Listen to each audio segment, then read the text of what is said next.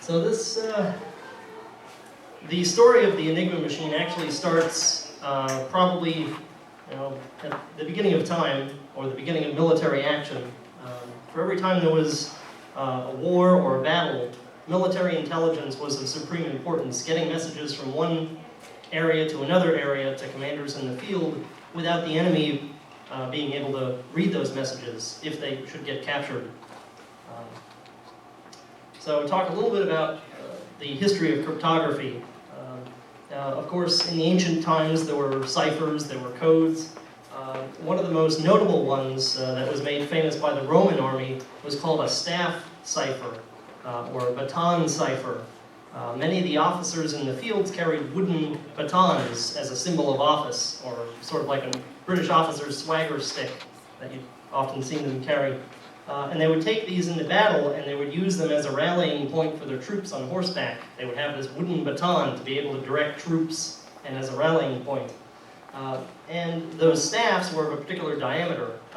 And in the Roman army, what they would do, they would take a long strip of paper and they would wrap it around the baton and they would write their message on it in plain text. And then they would unravel the strip of paper and then fill the area in with random letters in between. So by just looking at this strip of paper, if your dispatch rider or your messenger was captured, it would just look like a scrambled string of letters on a strip of paper, unless it was wound around a similar staff of the same diameter to be read. So when it reached the other side, the other officer would wrap it around his baton of the same diameter and be able to read the plain text message, ignoring all of the other scrambled letters. So that was a very sort of a simplistic but effective means of early encipherment or encoding. Later on, there were code wheels that were designed. Let's see here. This is a code wheel, and it uses a simple substitution cipher, which could basically you would take the alphabet on the outer wheel, and the inner wheel you can rotate, and you would line up a different letter with the letter you wanted to encode. And the letter then on the inner circle would become your encoded letter. And there's, of course, a more complicated way of using this code wheel. And this wheel is basically the same thing as this. This is called the Visionaire tableau, or the table cipher. And it was developed in the mid-15th century. It's said that Francis Bacon actually used this in messages that he would send to friends. But it's basically, as a table, it's just the alphabet written in varying stages. You can see it descends for each line. The first letter begins with an A, the second letter or column begins with a B, and so on, all the way down. And to encrypt this, I made it easy by putting plain text letter at the top and keyword letter on the side there. You would take your plain text message that you wanted to send, and you would write it down. Say the attack. Okay, and that's the message you want to send to your commander in the field. Okay, you would write the word attack down, and then you would choose a phrase that would be the key. And you would write that underneath the word attack, lining up the letters. And it could be anything. And then you would take those two letters now, those two columns, attack, and say your key, at the beginning of your key phrase is the letter B. You would line those two letters up, and where they met in the middle of the table, that would be your code. And you would write that letter down on the paper that you were going to send to your commander in the field. So when he got that piece of paper, your commander in the field, he would take it and he would use one of these tables, and he would know what the key phrase was. So both sides knew the key phrase. So he would write his phrase underneath the code, and then work it backwards through the table, and that would be the solution then for the key. So it sounds more complicated than it really is. But the cipher disk works in exactly the same way. And this is actually a copy of a Confederate cipher disk that was actually used in the field by military commanders. And there's actually, one of these was found in the belongings of John Wilkes Booth following the seizure of his home by the government after the assassination of Abraham Lincoln. They searched his belongings. They actually found one of these cipher wheels along with coded documents from Confederate high officials that had escaped into Canada. This is another device. This is called a cipher drum. Again, it's basically that same table that I showed earlier wrapped around a wooden drum, and it has a handy pointer on it. So you can rotate it. There's a handle here that rotates the drum around, and the handy pointer helps you keep in line with whatever your letter that you're searching for is. But these are still relatively ancient encipherment devices. This is called Jefferson's cipher. This is, again, a device that uses a number of wheels, and there's a thumb screw at the end. You can loosen this up, and there's this handy rod down here to line up to the different letters to help you organize the letters you're searching for. And each one of these turns individually, so you can set this up, and each side would set theirs up in the identical way to be able to decipher and encode messages. And this was actually, they say it was invented by Thomas Jefferson. It probably goes back further than that. But this was one of the ways that many commanders during the Revolutionary War would communicate. And what's interesting, this particular model is also known as the M94 cipher device. And that was the Army nomenclature for it, because this particular one was still in use as late as 1973 by armies in the field, by the U.S. Army in the field. So that's sort of an interesting.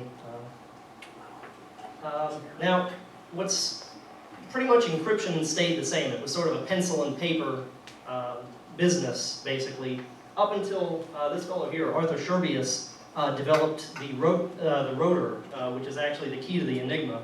A rotor is like the cipher disk that you saw earlier, or the series of disks on a single rod. It's an electrical device that basically scrambles letters. And it does this through scrambled wiring inside. It has a series of contacts on one side and a series of contacts on the other. And usually an alphabet stamped on the outside of it, so you know which contact is the, lines up with a particular letter. And the wiring inside is all scrambled. So if you send an electrical impulse through the side that's labeled Y, it might come out on the contact on the other side through the letter X. So putting a series of these together and feeding information in will result in scrambling of the letters coming out. And that's basically the heart of how the system works. Now, Arthur Scherbius, he was a German mathematician. He developed this through countless hours of research into the mathematics of encryption.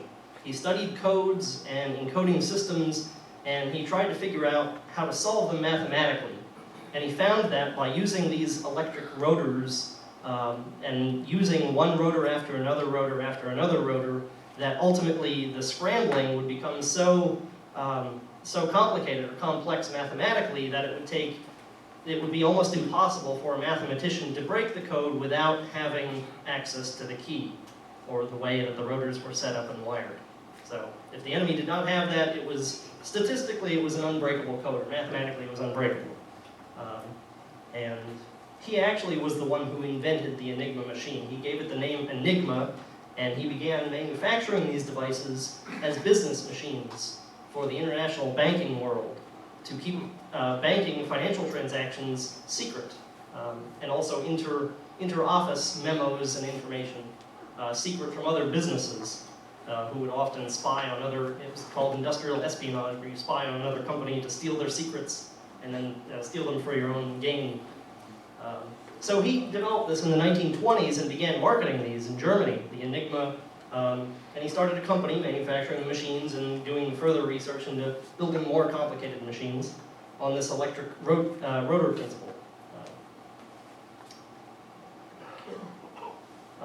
And this is the basics of how an Enigma works. It has several main parts. Has a keyboard on it, much like a typewriter. In fact, it sort of looks like a typewriter. You would type in a letter, and it would go through a board with a bunch of wires on it and plugs, a plug board or a switchboard. And then it would go through your rotors that I discussed earlier, and it would scramble your letters in each of the rotors, and it would spit out a mixed or a scrambled signal that would light up a different letter on a lamp board. There was an area with little light bulbs underneath it with the letters printed on the top. So when you pressed a key, a different letter would light up on a lamp board. And the letter that lit up was the secret code that you would be the code that you would send by radio or by telephone or by telegraph. And that's essentially the heart of it. And you can see here there's, these are fixed, this contact and this set of contacts. But these three devices here are the rotors, or wheels, and each of these devices move. So each time a letter is pressed, these turn, and it changes. Each one of these contacts lines up with a different set of contacts. So it changes each time. And to operate the machines, the messages have to be, or the machines have to be set up. And this is a page, this is an actual page that was declassified from an Enigma code book. So these were actually pages in a book that would be issued to officers in the field to use the machines. Now, the German army didn't immediately start using the Enigma machine as soon as Arthur Scherbius came up with it, in the 1920s.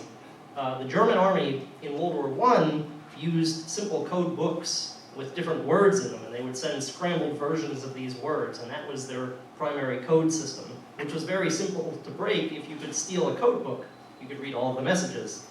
And there was a ship, the Magdeburg, which actually ran aground off the coast of Finland in, I think it was 1916, and the radio operator and the assistant radio operator took their code books and they put them in leather bags that had lead weights in them, and they threw them over the side of the ship.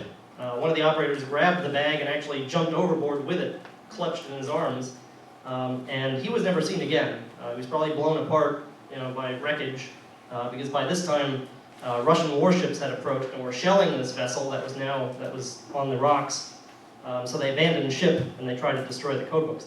Well, Russian divers later on actually recovered these codebooks off the ocean bottom. The water was very clear, it was easy to see. They found these codebooks and they recovered them, and they actually delivered them to the British to help them with the war effort. So they actually gained these codebooks and they were able to read then all of the German radio traffic going back and forth till the end of the war. So that's essentially what they used until then. Now in the 1920s, when Scherbius came up with this device and companies started using it, they saw the potential for this. Because even if you could steal a machine and a code book, the codes, you could keep changing the way the machines were set up, and it would keep changing. You wouldn't be able to break it, again, even if you had the code book in the machine. So they saw this was the ideal encryption machine. It was small, it was portable, and unbreakable. If you had to change the code, then you'd have to get that information to all the people that had the machine. Right, right. Every person that had the machine that the message was being sent to, usually on a radio net, would have the machine set up to the same starting points.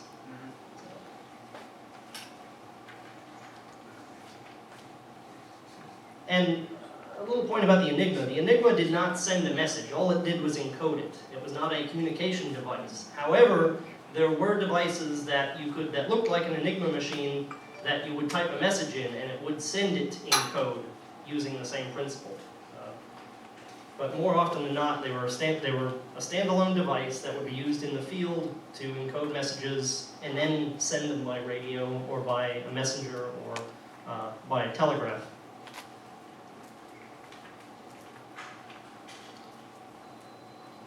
Now, at the time Scherbius developed his designs, they sold for about $144, which is about $1,800 today for a machine. So they were pretty expensive.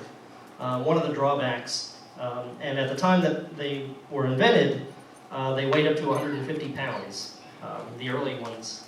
So they were large, they were ungainly, but by the mid-1930s, they were small enough to carry into the field. They were relatively portable.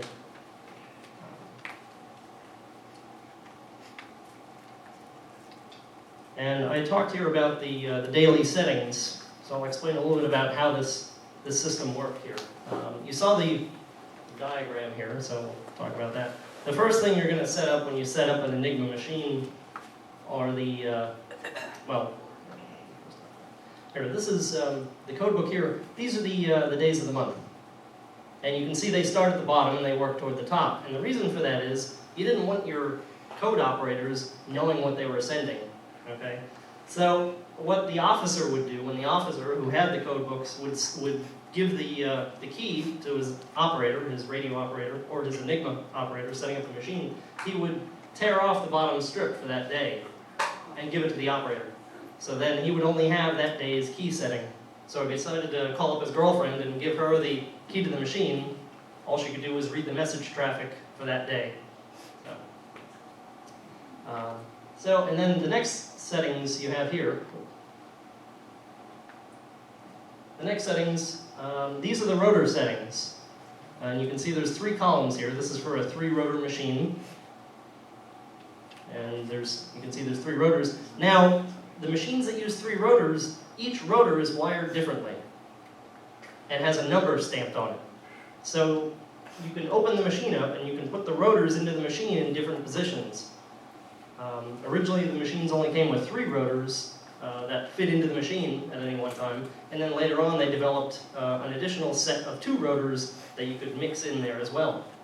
So you could put rotors 1, 3, and 5 in the machine. You could put rotors 1, 2, and 3 in the machine. You could put rotors 3, 4, and 5 in the machine. So all those different positions linked to different levels of encryption. With each step of the machine, you're using a different rotor.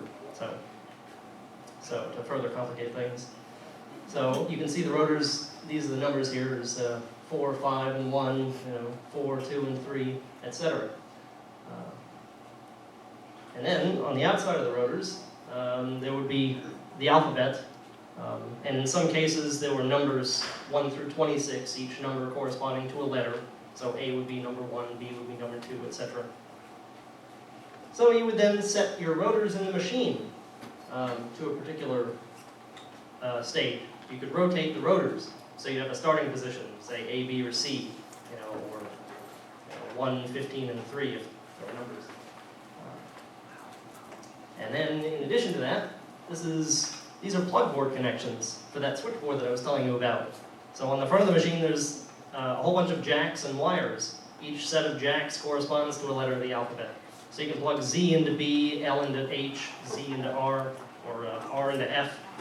Wow, I'm tired. It's a very complicated system. So you can see, and each day, these were used to set up the machines.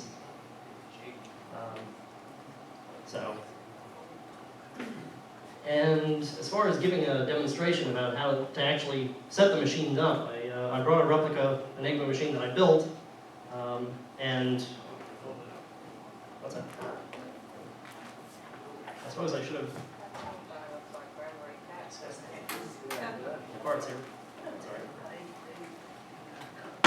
This is much more complicated than my Ovaltine magic code ring. Do you remember those? Same principle. Well, it does use the same principle, absolutely. So on the front of the device here, you can see the plug board. It's a number of jacks with wires connecting the different letters together. On the top, you got 3 rotors. You got the keyboard, and behind it, the lamp board. We'll use a message here. We'll pick a message to use.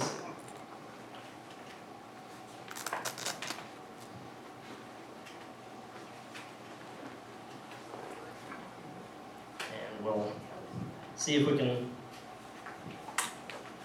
pick something up on the radio.